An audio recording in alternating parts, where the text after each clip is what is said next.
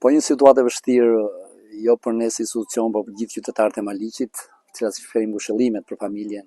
Shpresojmë që vajzat bëhet mirë, i urojmë shërim të shpejtë. E patjetër që bashkia do jetë mbështetje të familjes, me të gjitha mundësitë që ne kemi për ta mbështetur financiarisht, por jo vetëm, kështu që patjetër do jemi çdo ditë në krah të kësaj familje, e cila jo vetëm për te, por për të gjithë ne ka qenë një situatë shumë e vështirë. Vetë qyteti sot është në zi të plot. E ngushëlloj familjen, i jap forcë në emër të pushtetit vendor, e të shpresojmë në fundit që vajza e vogël të bëhet sa më mirë. Cila është ndihma që do të ofrojë bashkia në vazhdim? Po të gjitha shpenzimet që kanë të bëjnë me ceremoninë, por jo vetëm, do të mbulojnë nga bashkia. Në lidhje me shtëpinë?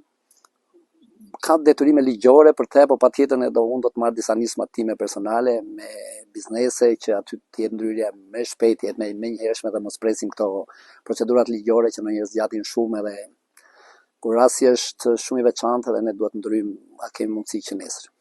Çfarë ndihmash ka patur më përpara kjo familje, duke qenë se ka qenë vështirësi shumë të mëdha? Po nga informacioni që unë kam, ajo ka qenë pjesë e shërbimit social që ne e qendrës komunitare që ne kemi aty.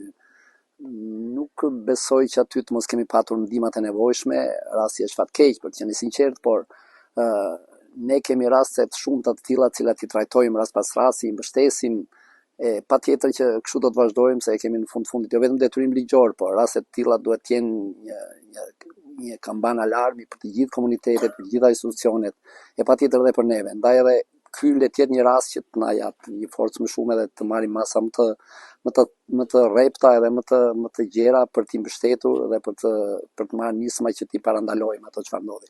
Sa ju takon dy fëmijëve që ishin të spektrit autik, si trajtoheshin ata, çfarë ndihmë merrni? Çfarë asistencë merrni? Por nuk mund të them gjëra teknike të cilat i mbulon drejtoria përkatëse, shërbimi social i bashkisë.